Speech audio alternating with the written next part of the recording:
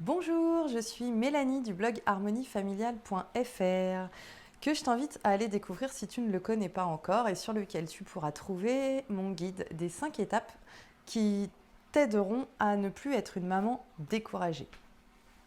Alors, dans cette vidéo, je vais te parler d'un outil qui va être indispensable pour organiser le travail de ton enfant pendant toute l'année scolaire. Tu peux le commencer à n'importe quel moment, bien évidemment, de l'année scolaire. Ce qui est encore plus intéressant, c'est de le commencer, évidemment, avant la grande rentrée du mois de septembre. Peu importe, si tu veux le commencer dès demain ou dès la suite de cette vidéo, ce sera parfait aussi. Alors, il s'agit d'un outil d'organisation, donc. C'est une forme de planning en fait que je t'invite à organiser avec ton enfant. Pourquoi ? Parce que si tu rencontres des difficultés pour gérer tes soirées entre les devoirs, entre la douche, entre le repas, entre le moment où ton enfant a envie de jouer, le coucher, etc., il est nécessaire parfois de mettre en place une organisation, de poser les choses avec ton enfant de façon à ce qu'il ait des repères, lui, dans l'organisation de la soirée et de façon à ce qu'il arrive mieux à se situer dans le temps parce que les enfants n'ont pas du tout la même notion du temps que nous. Et voilà, ça permettra de faciliter ton quotidien à toi, le quotidien de tes enfants et votre quotidien à tous ensemble. Donc, ce planning, la règle d'or, c'est de le faire évidemment avec ton enfant, avec sa participation active. C'est-à-dire que tu vas lui faire énumérer peut-être les choses qui sont à faire le soir, qui sont obligatoires, et les choses qu'il a vraiment envie de faire. Donc en général, les enfants ont besoin d'un temps de jeu. Donc le but du jeu pour nous, pour que ça se passe bien, c'est de caler le temps de jeu en même temps que toutes ces choses qu'il y a à faire le soir. Et là où ton enfant peut participer vraiment activement, c'est en proposant lui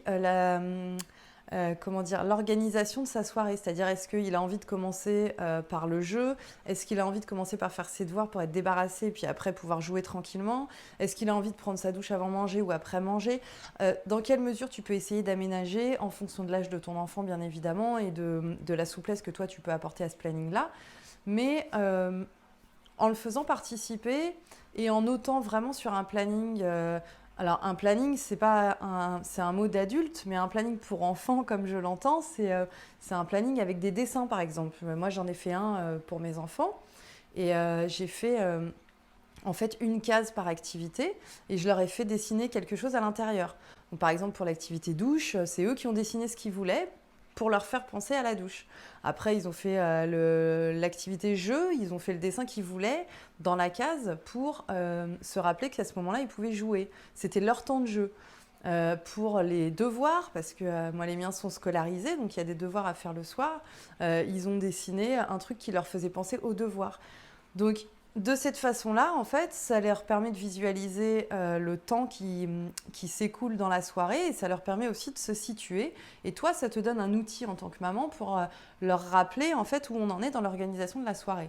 Parce que moi, j'ai remarqué personnellement qu'avant d'utiliser cet outil-là, j'étais tout le temps en train de regarder l'heure, en train de me dire « Ah bientôt on va manger, est-ce que tu as fait tes devoirs ou là, tu as joué, mais tu as mis longtemps pour jouer, il ne reste plus beaucoup de temps pour tes devoirs. » Et bref, c'est quelque chose qui me stressait beaucoup.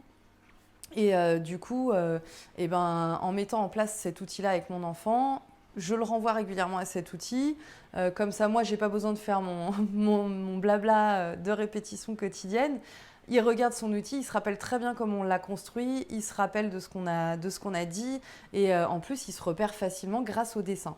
Donc vraiment, de l'aider à organiser sa soirée, de l'aider à organiser son temps, c'est quelque chose, je trouve, d'important et c'est un investissement qui permet en fait tout le reste de l'année de faire en sorte que les soirées se passent quand même plus calmement et plus paisiblement. Si tu as aimé cette vidéo, je t'invite à cliquer sur j'aime, à laisser ton commentaire en dessous, ton email si tu veux me poser des questions et si tu souhaites que je te réponde, il n'y a pas de problème, avec grand plaisir. N'hésite pas à partager la vidéo si tu penses qu'elle peut être utile autour de toi. Et puis, pense à télécharger ton guide gratuit sur mon site harmoniefamiliale.fr et à aller voir les extraits de mon nouveau guide, l'harmonie familiale, sur mon site également.